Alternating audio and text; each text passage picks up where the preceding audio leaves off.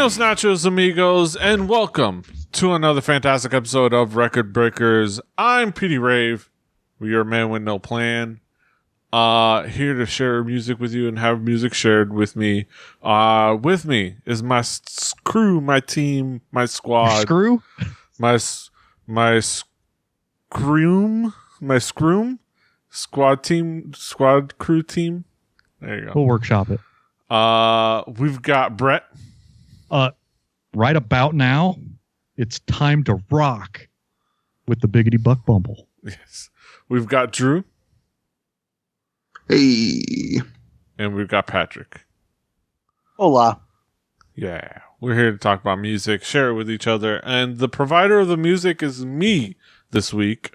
Providing kind of another offering from, I think, one of my favorite artists from South Korea. My favorite band from South Korea, Love Stereo. Really fantastic duo of musicians that do really cool electric, indie, pop, rock, synthy, fun goodness. And the first set of songs in album form from their Patreon this year, which is the Love Stereo Patreon, which is promising 37 songs within the year span. And to kind of commemorate some birthdays of both of them from birth years. Fittingly, the album is fittingly named 37A. That's like 3 songs a month, Petey. Yeah, 3 songs a month. Plus an extra. Yeah. Plus a bonus one. At some point, yeah, and I'll tell you where you can find the Patreon after we get all done. But this is a really cool album, and I'm looking forward to what you guys think. But before I describe it any further, let's talk about some expectations. Brett, what were your expectations coming into this album? Well, other than the fact that somehow they follow me on Twitter, I am somewhat aware of this band, let's say from a very early Record Breakers history. So I'm sort of familiar with some of this. And I kind of knew what was going on, but it had been so long that I had no clue. Things change. Things are different. And from when we started listening to music with Petey, and now we're only slightly less qualified to review music. But I was really happy to dig into this to see what a release. What a big release sounds like. Mm-hmm. Drew, what expectations did you have coming into this? I remembered them vaguely. It was something that I always meant to go back to because I enjoyed what I heard. I remember the sort of pop rocky sort of feel that they had when we listened to them before. So I was excited to get back into it and sort of see what they're doing nowadays. I say nowadays like it's been forever. But like Brett said, things can change very quickly, especially when you start getting in study money and you start getting a little more comfortable and you can sort of do maybe something a little bit different than before and know you're not going to go too far off the rails as far as your security with your fans and stuff like that. Mm-hmm. So, yeah. Patrick, what were your expectations coming into this album?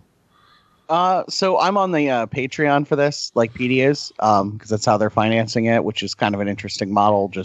I like bands trying new models to, make a living out of making music. So I've heard a few of these going in, but I had mostly just for the fact that there's an intermediary step between getting the music from Patreon into my Google Music. I haven't really listened to all of it. So once, PD announced that we were going to do this, I was excited because 1, it meant it was in Google Music where I could listen to it with ease. And 2, I was excited to have an excuse to spend a week listening to it. Mm-hmm. And yeah, this is a very cool, it's finally a collected set of songs officially released, though they've been releasing it, on a couple, every, couple weeks, 3 a month, throughout the year. and this is the kind of the collection of I think it's 10 songs. Should be around there. The first set of songs, and it's very, very cool. So the interesting thing about this is definitely not an album. I mean, it's an album, but it's definitely not an album in the sense that this was one album that they collected, that they did considering this was going to be a collected set of songs. This is them workshopping ideas, creating songs, a song at a time. And so there's not as interconnected, but it's definitely, it does really cool things of jumping around different ideas and sounds. It's you know, a little bit more up tempo in some, a little bit more chill in a couple of the other songs, a little bit more moody in a few songs. It's definitely more. They're definitely embracing their synths. I mean, their entire Patreon. You say? Yes. Their entire Patreon, the different rewards levels are named after different synths in history, synthesizers. So that is, I think, tells you a little bit about what their approach is with this at the very least. But it's very kind of like it's them playing with sounds, playing with song ideas, playing with genres. And it's fun to kind of get into their heads with these songs and see them jump around with ideas. Brett, how would you describe this album musically? What would be the themes elements that caught your attention? Well, I would describe this music as indie synth pop rock, which is it sort of defies genre, and you can't even brand it as this comes from here, so it sounds like this. It is very different from anything I've listened to before. The synth pad and drums are so good on this album that I could listen to this album without vocals at all. But the vocals are powerful enough that it made me one of the favorite albums the PDs brought. Everybody knows my love of a well-used synthesizer, but this album has all of them. And the way that they use it is not overdone. And it's not superfluous. There's a reason for everything that's added to the mix, and they don't mess things up.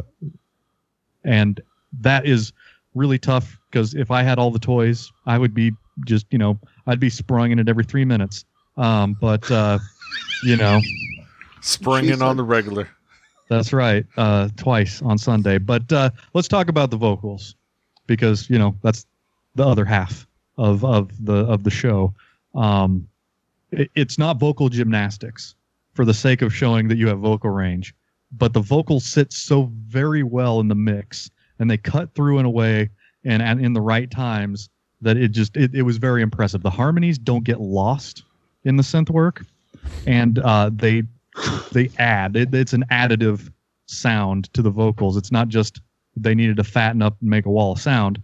They were very meticulous about the way that they set up the mix, and the production is tight. Like, the execution is, I couldn't see any errors when I was looking for them. This is a pretty well made album. Mm-hmm. I agree. Drew, what were the themes elements that caught your attention? How would you describe this album musically? Well, like you said. This is put together sort of from the music of Patreon, right? But it's put together in such a way that, like, you can still tell, like, there's some sort of idea that they were going into this, like, aiming for certain sounds and really emphasizing certain things going forward as a duo and as a group that they wanted to sort of do. At least it felt that way to me. Like Brett said, the synth in this, the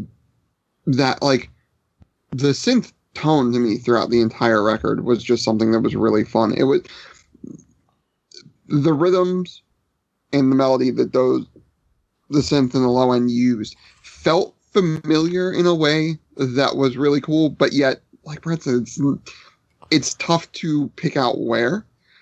Is it like something almost like 90s dance club in spots, something almost 80s dance club in spots, but still has like a pop rock feel to it as well, which is super strange. Like at times, certain songs like came in and made me feel like a very like sort of cyberpunk techno sort of feel to it in the way they were using bass, but then at other times it was like this very like vocally dynamic bit. They are able to jump around and not lose their core, which I think is really, really good and really a testament to them.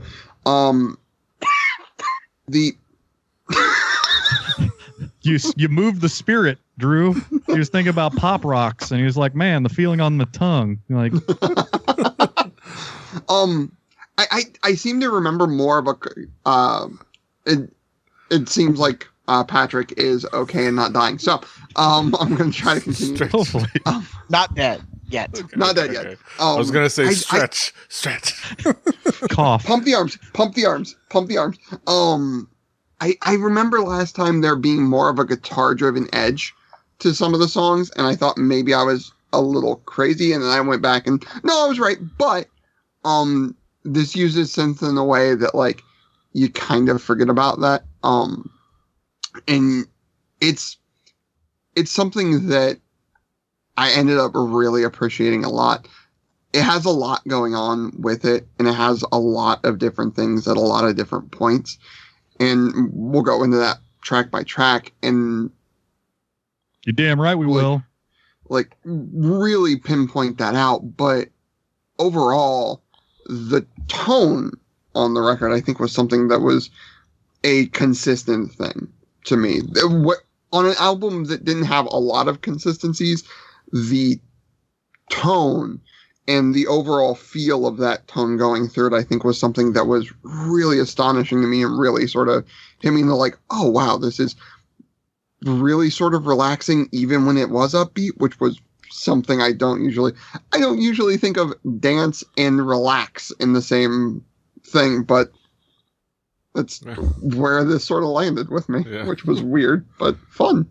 Just gonna chill out and do some jump splits over here. Yeah. Exactly. Some relaxing I'm jump gonna splits. bop around while I'm sleeping. Like, I don't know how that happened, but Up tempo mellow, yeah. Put that on my tombstone. He was up tempo mellow. Patrick, what would be the themes elements that caught your attention? How would you describe this album musically? It was sort of brought up, like it is not like calling it indie rock misses the heavy use of synths, which are in full force on this one. I always enjoy Toby's guitar work, but I also have realized, damn, those guys know how to use synths just as a group. And this record really is very, very synth heavy, but thematically and sort of, at its roots, it's still very much what Love X Stereo does. It's definitely has more poppy, dancey sort of songs, but the vocals are probably some of Annie's best from everything I've listened to theirs, and I've pretty much heard all the readily available stuff. This is some of her best vocal work. I think the production work as a whole is at a very high level, and I think it's because they've got this super ambitious project of doing 37 songs in a year, but this really feels like they're going for broke in terms of just, we're gonna do maybe some of the best work of our career, but it differs, I guess, from their older stuff in that at least this batch of songs is much less guitar heavy and much more synth heavy, but the beats feel like, they fit into what Love X Stereo does, and the vocals are very, very, very good and really showcase Annie's voice in a way that I'm not sure a lot of their previous stuff did. Mm-hmm. Yeah, it's something that you see. I think it's something that where they've kind of grown a lot as a group and are quite a bit more mature and have kind of gone through their ups and downs as of late. And as with every release, they've shown a growth and a maturity, and it's pretty fantastic. and they've been making music together in one form or another for quite a few years, even before Love X Stereo. And they're veterans, so that shows the maturity. And you get into some of the songs, especially like talking about showcasing vocals. This album, you gotta do the record breakers thing. This album starts off with a pretty fantastic showcase of what you should expect, even if it's not everything you should expect. A very mellow song, very more moody song in Maybe I, opening up the album, kind of like a contemplative, cool song with very much first things you hear, the synths, and Annie's vocals, and it's fantastic. It's such a kind of a mood setter, and it works so well. It transitions over directly to Dark and Light, which I love their description. They describe it as their R&B song. Therefore, the Love X Stereo's version of an R&B song, which is kind of awesome. And if you kind of actually listen to it, you can I keep imagining like the kind of the synths that are on the front, if there were a horn section, what they would sound like. Not synthetic. Yeah, not synthetic. Horns, but like horns. Yeah, horns. Yeah. Not kind of horns. They're fantastic the way they are, but just even like being able to transpose them in your head to another sound, but you realize how well they connect to that sound, even though they're not that other instrument, is fantastic, and you can feel where they're going with that. It's just fantastic. It's just beautiful. I get you. It's almost as if those sound waves, the sound wave that they synthesized had more feeling than the instrument that it came out of, and you could digitize it and make it a button press instead of having to have your chops, which is a great tool. Yes, a great tool. I love a synthesizer because I can't play no horn. Yeah. Battle Wings. That comes out with a high energy, and it's just fantastic. We had a great. They just released a little video on how they built it, and it was just so cool to kind of see them layer things like the drum beat that they accomplished with the drum machine, and the synths, and layering them and timing things and timing in Annie's vocals. And that song is just, the way it's made is just so fantastic and has such a great energy. It's so hype. And the closer, Rage Is Not Enough, the Danger mix, is kind of it's just a super cool song. It has a great video to it. I think it's one of the ones that they were promoting a little bit more publicly, rather than just being a Patreon song. And for a good reason. I think it encapsulates a lot of what they do well, and a lot of what they do well musically with the instrumentation, bringing back the guitars, the energy of it. Annie's vocals are fantastic. There's just so much to enjoy on the song. Brett, what would be some of the key tracks for you? Well, I'm going to also talk about Maybe I. That is a very good track, especially to open the album with, because it builds slowly. It's got reverbed out vocals and synth, and it's very, very simple. It gets to the point. It doesn't really try too much, and it gets the job done. It's a very solid track, especially to open an album.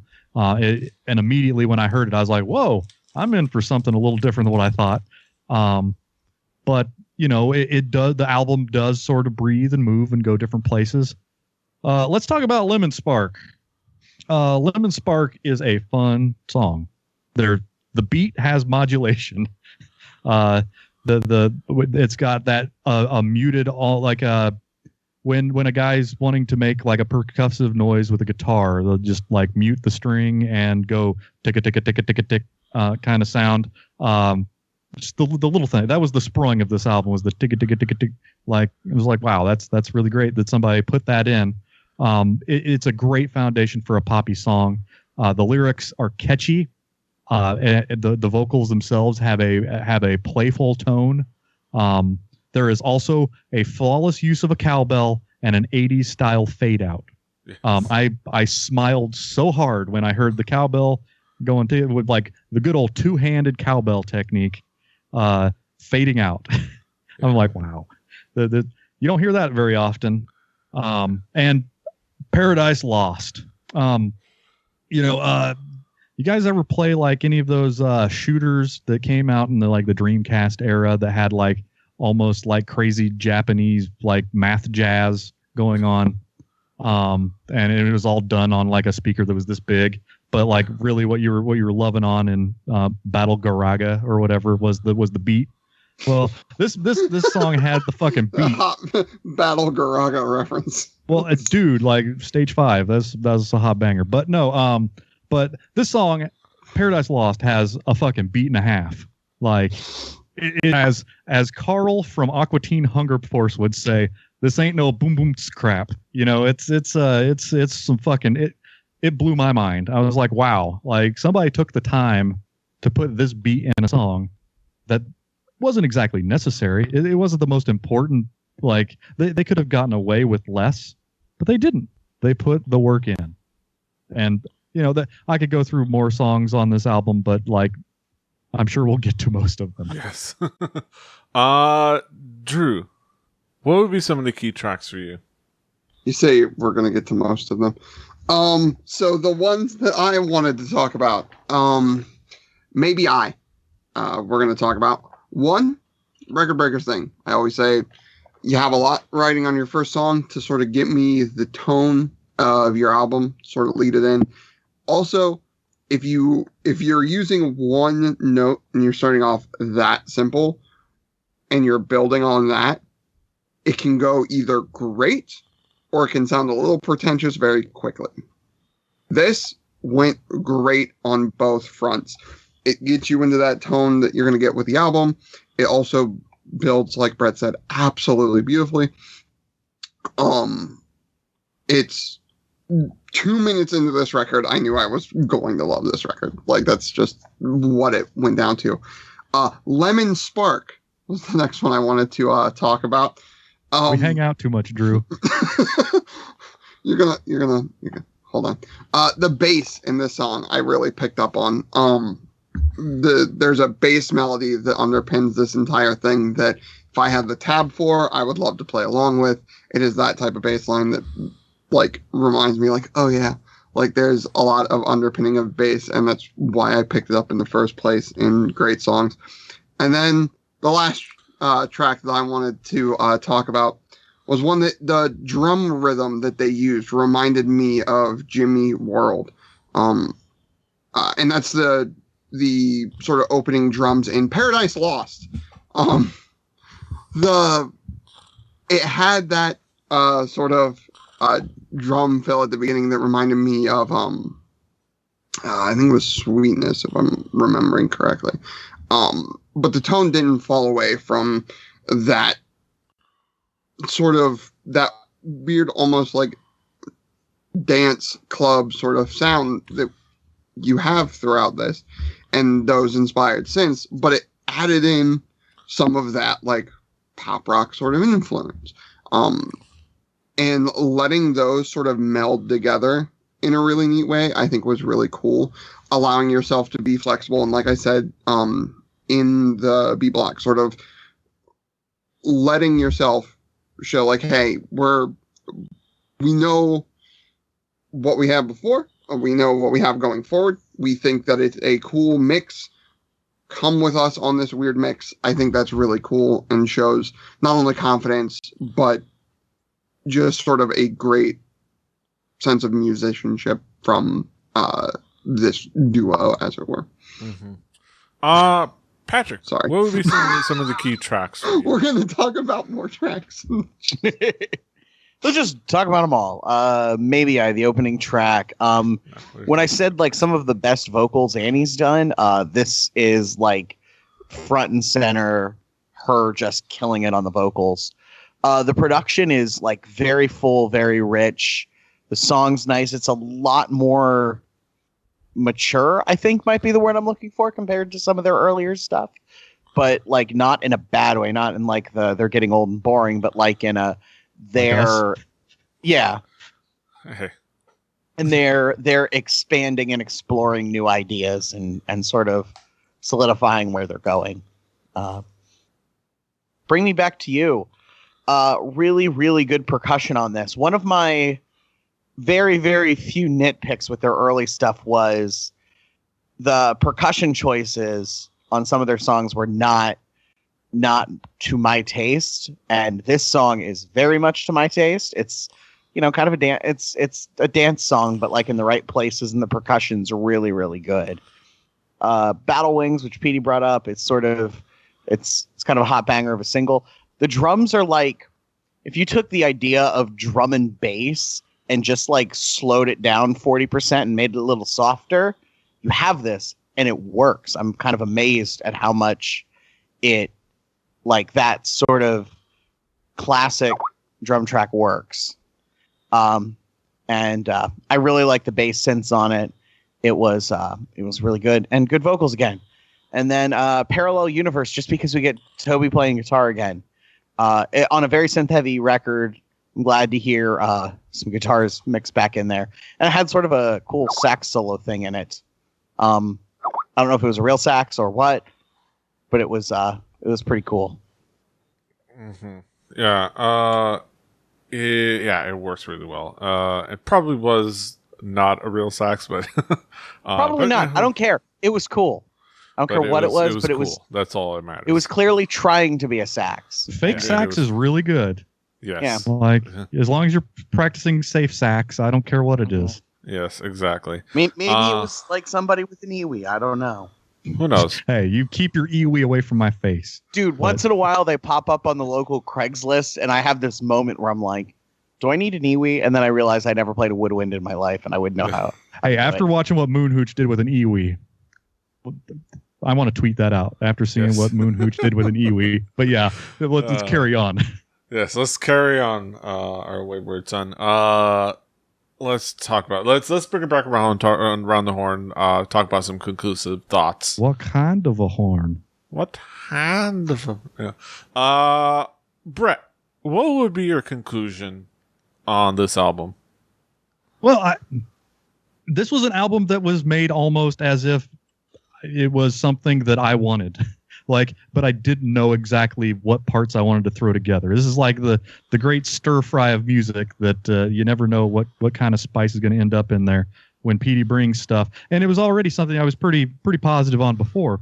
But when you sprinkle the secret herbs and spices of synthesizer and hot beats, you're going to get Brett Hibbard love any day of the week. I believe the dish is called Music Bokumbap. Okay. I will trust Petey on all of his knowledge. The other thing I did want to say is, Petey, you bring a lot of things that come from the peninsula, and we listen to a lot of things that are very obviously not something that is going to be it's not going to be right to the palate of many people. It's more of a doing homework and learning more about what music is like in other places. I could put this on when anybody's in my house and nobody would complain. At least for the music, they'll complain at me. But I was playing Buck Bumble all day for my wife. I'm sorry, guys. I won't talk about Hulk rules this time. I sympathize with Daisy on that one. Yeah. And man, Buck Bumble's been stuck in my head. Now I've done to a bunch of other people. But no, this is a solid album. And if you don't like this, well, I think less of you. I don't know. But this is a pretty tight album. Yeah. Tight. Drew, what would be your conclusions on this album? When you said we were gonna revisit Love Exteria, I'm gonna be honest. My thought was, oh geez, if they suck this time, that would be really bad because they might actually end up hearing that we think they suck this time. Luckily, that was very far from the case. This is a band that is still fantastic. Like I said before, it was stuff that now that I'm hearing that they have a Patreon and sort of discovering that, I'm glad that this type of music is coming out. Having an alternative method for musicians to sort of get money especially when they want to sort of explore different ideas in the sound. Still, obviously, they're still keeping their main stuff going on, but trying out different inspirations, I think is really, really cool.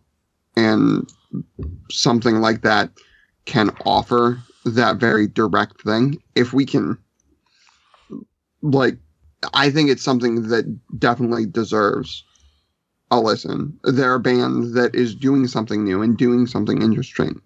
And I've said it before and I'll say it again. Bands like this are why I love doing the show, because it allows us to sort of share the weird different offshoots that we find and really go into it. And I enjoy music better having heard a wider breadth of music. And this band is definitely something that I never would have heard of before and absolutely love since I've heard them. So Yeah. Patrick, what would be your conclusions on this album? I love the ambition of their Patreon. Just like, hey, we're going to do like a whole bunch of songs this year, because why the fuck not? And I really like that I actually kind of like this sort of direction with their music where it's a lot more synth heavy. I hope we get the guitars later in the year, and I assume we will.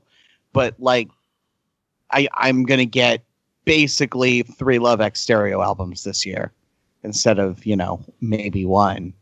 So I am a happy person. I really enjoyed this. I'm going to be listening to this for the next several months. It will be in regular rotation. And seriously, go listen to Love X Stereo. And if you like what they do, they're on Patreon, patreon.com/LoveXStereo.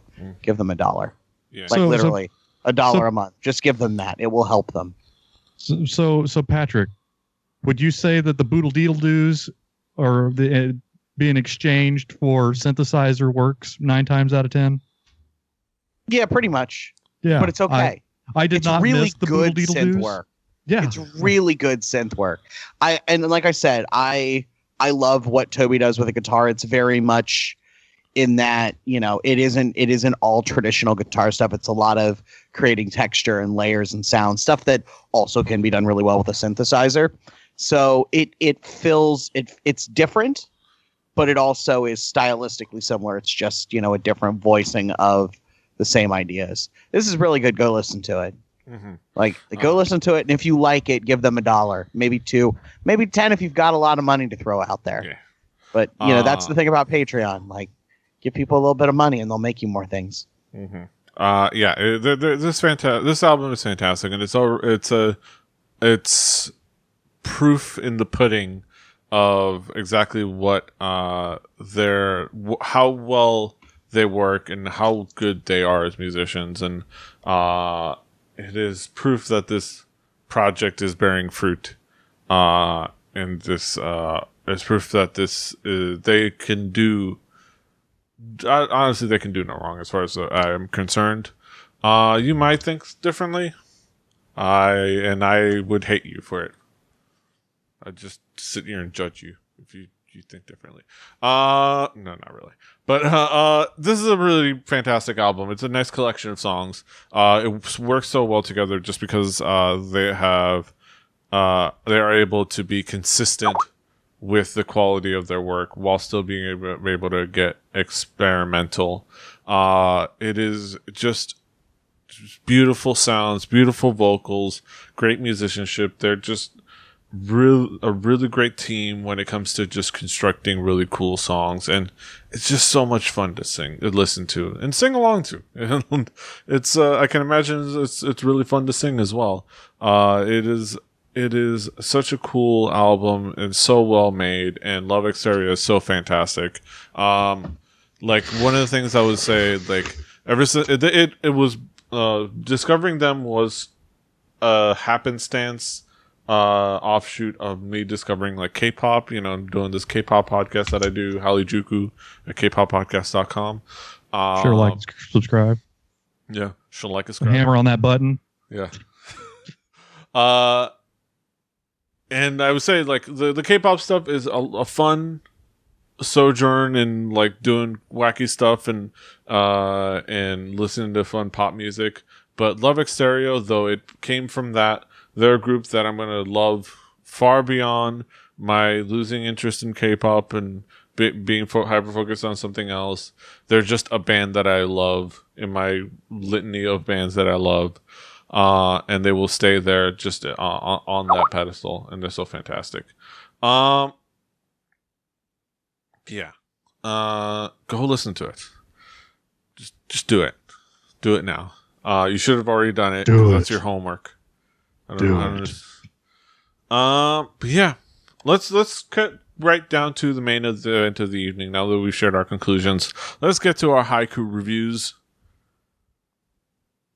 Brett, what is your haiku?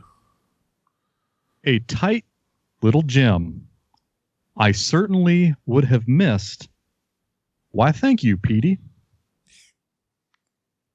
Drew, what is your haiku?